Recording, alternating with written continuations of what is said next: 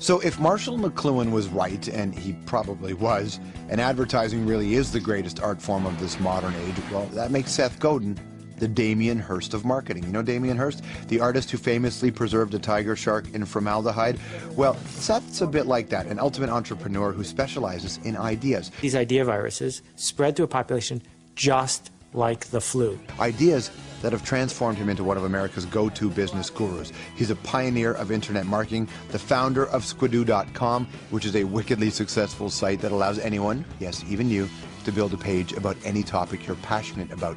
He's a writer as well, has 13 books, many of them are bestsellers. The latest two, Poke the Box and We Are All Weird. And now with pretty much the whole year in front of us, Seth's got some pretty brave predictions about what lies ahead. First things first. Things don't look good for advertising executives, those real-life mad men and mad women. And when it comes to your job, the idea of keeping your head down and doing what you're told, over. He says we're all going to have to change, or never mind the race at the top, you'll be racing to the bottom. Please welcome Seth Godin. Nice to see you, man. Good to see you. Thank you. Welcome to the show. What a pleasure. You're such a pro. Oh, thank you. It's very nice to have you. I love the books, too. They're short. There's lots of them. Exactly. So you can always They're like follow. peanuts. They're like peanuts. That's exactly right. So here we are, 2012. Are you hopeful? What a new year that was. Fantastic. Blowout. How was your New Year's Eve party, everybody? No lying. No, seriously, 2012. What do you Here's the thing. The recession is a forever recession. You think There's so? a cyclical recession that comes and goes, but there's this other thing, and it's the end of the industrial age. It lasted for 80 years. For 80 years, you got a job, you did what you were told, you retired. And good people could make above average pay for average work. And it ended.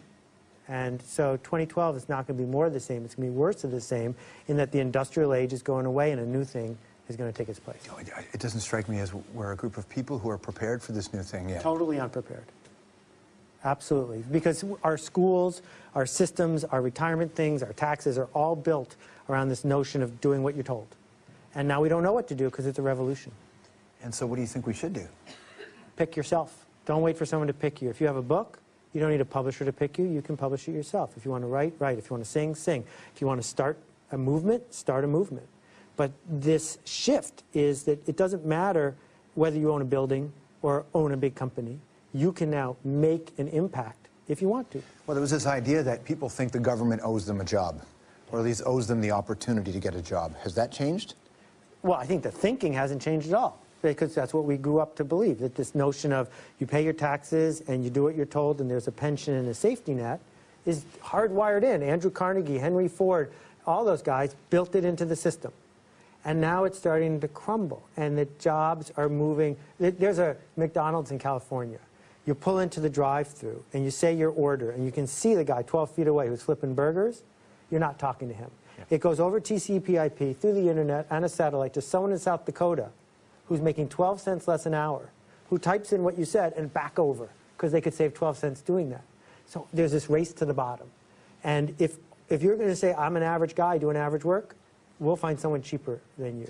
But is it that there was a revolution, or is it that corporations felt like they had an unfettered path? Yeah, capitalism has always needed boundaries.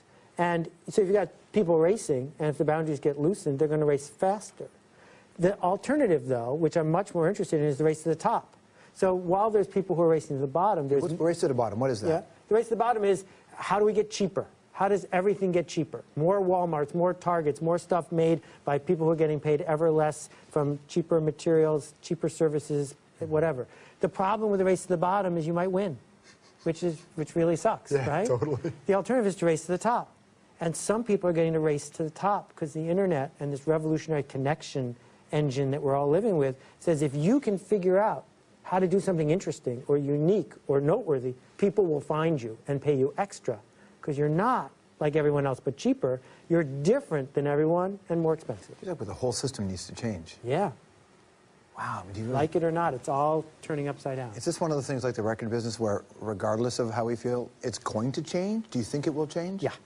So the record business was perfect, George, in 1972. Everything about it was perfect. Rolling Stone magazine, American Top 40, Billboard. Right to the late mid-90s, yeah, then right? Yeah. Gone, all at once. More music now, by more musicians, listened to more often by more people. All of that's great, but the industry that made it, gone. And so the same thing is going to happen to Canadian Tire, and the same thing is going to happen to Tim Hortons, and the same thing is going to happen to the local hotel and everybody else. They're either going to have to choose that we're just like everyone else but a little cheaper, or they're going to have to say we're the only one. Like Rita's Candy Shop, halfway between here and Algonquin Park. Yeah.